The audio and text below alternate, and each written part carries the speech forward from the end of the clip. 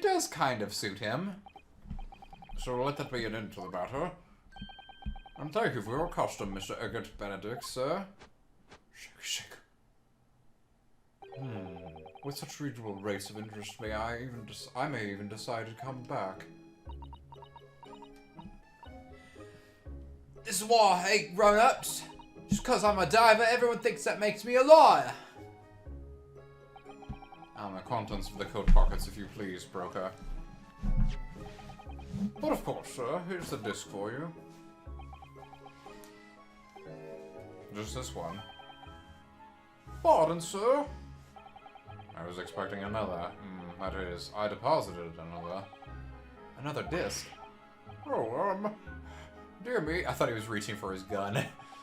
I regret to inform you, sir, that was what was deposited with me. It was merely the overcoat. The disc happened to be in one of the pockets, but I was completely aware of it until now. So, Gutterling, you're hiding more of what's rightfully mine, are you? Says you, eh? I know nothing about it. I don't believe you. Very well. And then I shall bid you farewell. Say goodbye to your style. Wait a minute, that disc is mine! Ah! What do you think you're doing, you little tramp? You've drawn blood, you filthy animal. Oh my! Yes, there's blood on the disc. It's because of all those sharp little bumps. The man must have scratched his fingers on them. He's got gloves on. I found it first, alright? I mean, it belonged to me, old man. So you're not having it? Or you? You take it. Me? If I hang on to it, then I have it off me again. So you keep hold of it. It's so straight. Why is this disc so important to her? These glasses have been handed to the car record. Alright, now it's evidence. And it has blood on it. You there, in the black livery. Hand that disc to me at once, please. No, don't! He's lying! Grown-ups are all liars! What do I do now? How am I going to resolve this? Mr. Sholmes! Mr. Sholmes! I'll go back to the music box. This music? No, over, or whatever Mr. Sholmes said. The stereoscope. Talk to Mr. Sholmes! Mr. Sholmes, what are you examining with such keen interest in? We already know! As you enjoy a bar of caramel, I see.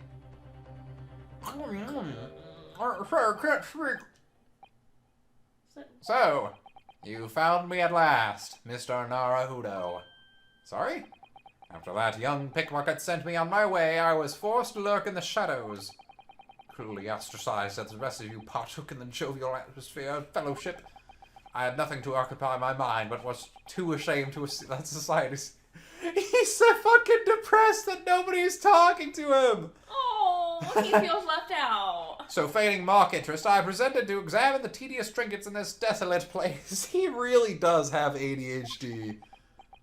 Whilst, as you shrewdly observed, gnawing on the only friend I have left, this 7% solution of caramel. Pray, do you claim to understand the depths of my despair, Mr. Naruhodo, but how could you? I was so lonely, so desperately lonely. Then why on earth didn't you rejoin the conversation? Things have gone from bad to worse here, you know.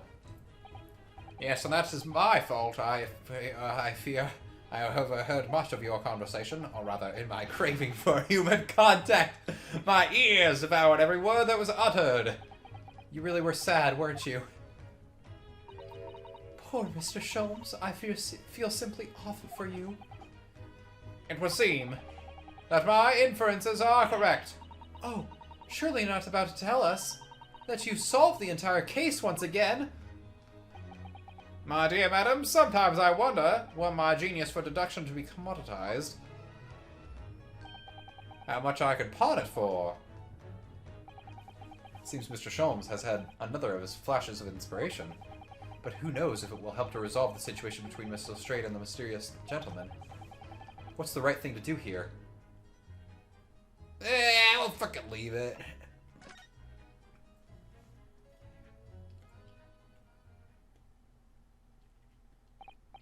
Well, Miss Lestrade, it would appear to you find yourself in something of a predicament. Where the blue blazes have you been, eh? Pardon? When a lady's in trouble, a true gent's supposed to be there to help. Straight away, not an hour later. And when a gentleman's in who, I tell, are you? Mr. Egad Benedict, you have in my eyes a veritably encyclopedic array of curiosities about your person. Nevertheless, I still like my fucking egg pun name from my D&D campaign. His name was Sunny. His last name was Sign Up. S-A-I apostrophe D-U-P.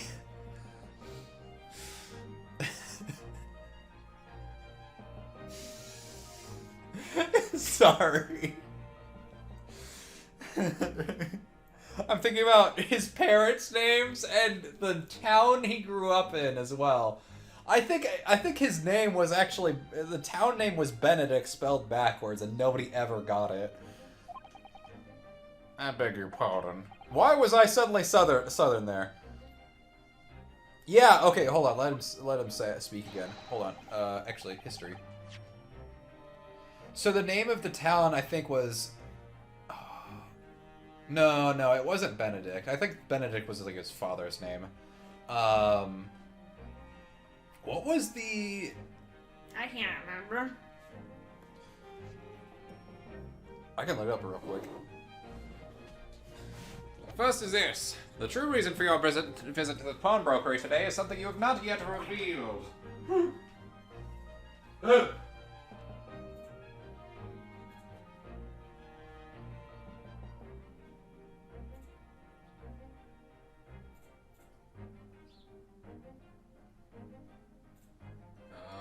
Yeah, log in. And the second is this. My penis. A considerable crime is in contemplation, one you will orchestrate with intent to steal a vast sum of money. So let me grab the heist.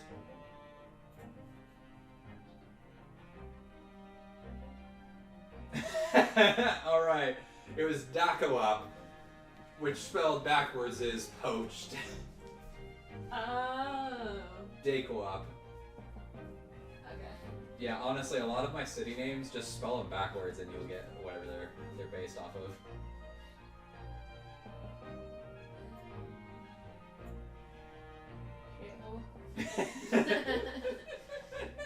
That's where that's Gabriel Ballott's hometown is called Elotis, which backwards is shithole. Tlas Sanem is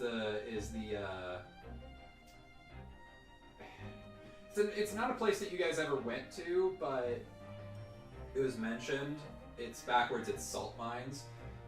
Destruk is the town that was like all empty, and it was with the devils. Yeah, I remember that one. Backwards, it's curse, spelled with a K. I don't think Havenstad. Havenstad, I think, was just a since the main town is just a random thing.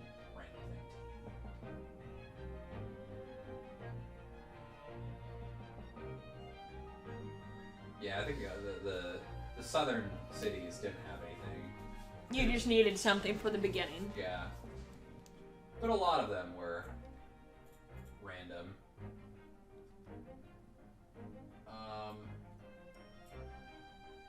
Close that.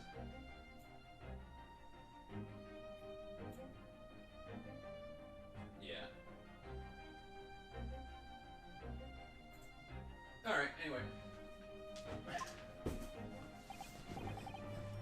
Well, Mr. Benedict, what say you to my deductions? How?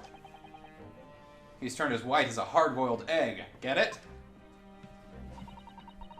It would seem that once again, Mr. Sholmes has made a flawless deduction. Just who do you think you are, sir? He's Herlock Sholmes, not like we've said the name a couple times. Yeah, it's not like you would not know who this is. What do we have to eat? What do we have to eat? I'm hungry. There's leftovers. Is there leftovers? Or there's the stuff you packed. Yeah. gonna save that Save that for my lunch today, but I'm honestly hungry enough to eat it now. Yes, as I hoped.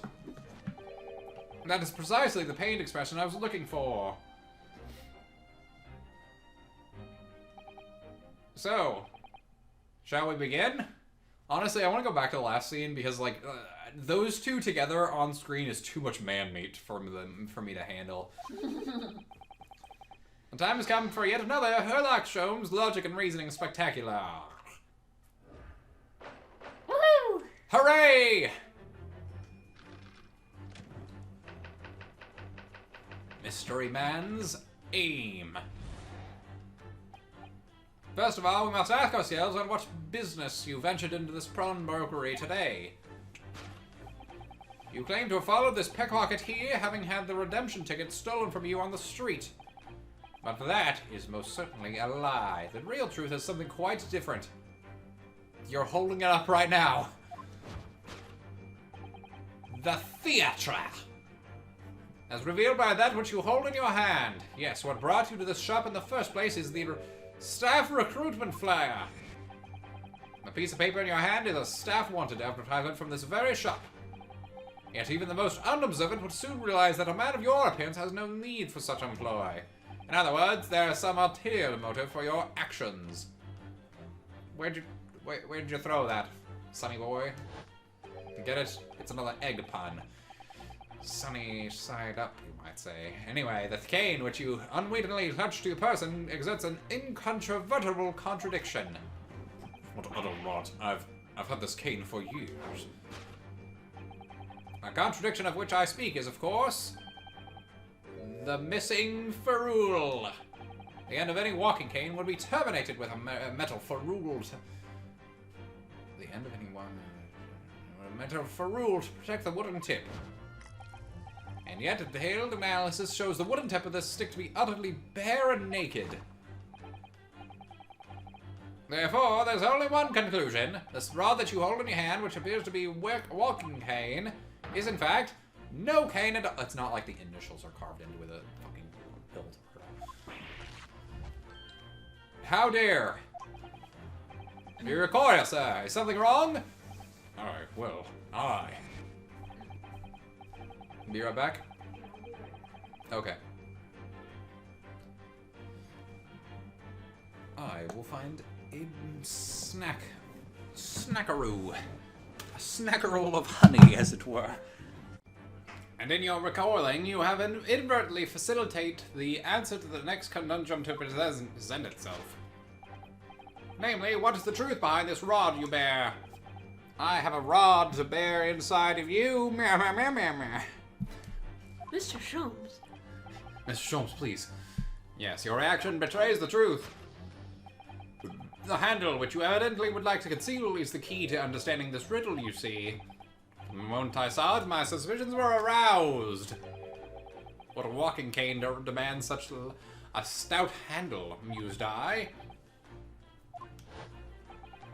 But of course, as I said, this is no walking cane. No, that rod is a shovel. Broken handle of a shovel. What? Are you insane? And now, having determined this undeniable truth, the conclusion is clear. Your true motive for coming here is digging a hole. Was to take employment of this establishment in order to excavate the ground beneath the premises. What a calculated crime you have conceived, sir. A wickedly calculated crime.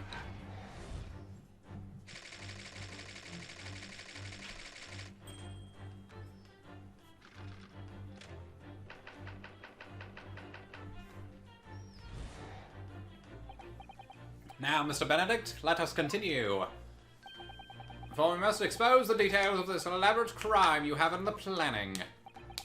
This is utterly absurd. You suggest that I, a gentleman, intend to excavate the ground beneath this pawnbrokery with a broken shovel. What on earth do you propose I could expect to find there? Buried treasure? Some long-forgotten treasure, I suppose. Save for such a fanciful theory, what possible reason could I have to do as you say? Oh, but there is ample reason. As you are only too well aware, Mr. Benedict. Ah, and your furtive glance is more telling than I could have hoped. What? Let us consider what would motivate a man to infiltrate a shop such as this and covertly dig beneath its floor. A gun. The answer to which is revealed by the council notice on the counter to which your eyes were inadvertently drawn. Oh, so this guy is gonna be a witness. Or not a witness, but a jury member. Not the guy that we're talking to, the pawnbroker. This letter gives notice of public works to be carried out in the local area. And according to the enclosed plan of the upcoming sewerage works, beneath this shop runs a sewer that joins another, one that runs under the bank on the opposite side of the road. Notice has entered the sewers now, has it? By excavating the grounds beneath our feet, you would gain access to the waterway that flows in very close proximity to the great vault of the financial institution opposite. What are you? It's actually not a bad plan for a bank robbery. In summary, sir, you devised a master plan to pull off an elaborate bank heist by dint of the underground tunnels. Master plan. Which brings us at last to the final chapter of this lurid scheme. With what plunder did the thief hope to make off from the underground vault of the bank? Probably the money. Are you quite serious? Having consulted with Scotland Yard some days ago, I happen to know the answer. But naturally, the answer is no secret to you, is it, Mr. Benedict? I have no idea what you're talking about. Allow me to present a rather interesting piece of evidence. You see, this picture postcard tells us all we need to know. Postcard of the Great Exhibition. I'm afraid you've quite lost me. Currently in the final stages of preparation, the Great Exhibition will soon be underway. And the government has... I'm not changing it. Has provided extra funds to complete its centerpiece, the Crystal Tower. Your goal was to steal the Crystal Tower. Pardon? Yes, the considerable crime you have been contemplating is the theft of that which sits in the vault of that bank. The special reserve fund for the Crystal Tower. Of course, that is top secret police information, so keep it under your hat, please.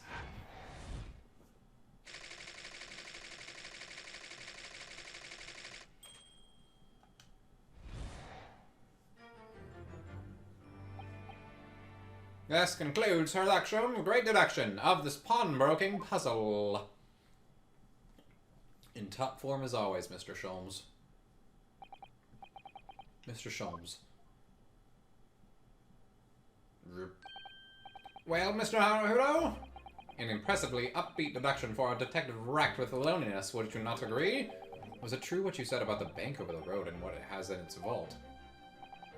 Indeed, though few know of its existence, it is one of the government's most closely guarded secrets.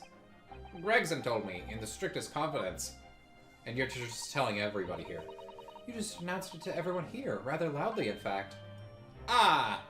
And if it's such a big secret, how would Mr. Benedict have come to find out about it? Ah! There can be one explanation for that. Clearly it's because the man is a criminal. What if he didn't know anything about the money in the vault? If he is a criminal, as you said, then buying a brand new shovel is sure to be the first thing he does now that you've revealed the secret. Oh! Or if he doesn't, maybe Mr. Windibank will. He already has plenty of shovels here, after all. All my life, I assure you, I'm not so unscrupulous. Well, hopefully this has taught you a valuable lesson. Sensitive information must be handled with the utmost of care, and not told to Mr. Sholmes. One can never be sure that someone privy to secrets won't disclose them, and once the word is out, it's out. Perhaps I'll think twice before confiding in you next time, Mr. Sholmes. An excellent idea, Mr. Naruto. An excellent idea. I am very bad with secrets. Well then, Mr. Naruto, you know what to do, I'm sure. He didn't actually think that that's what Mr. Benedict was doing. He just wanted to talk about it. He's like, I have a secret and I want to share it with the world! Very well then, let us start once we get more from the beginning. Of her lectures, magnificent logic and reasoning, spectacular.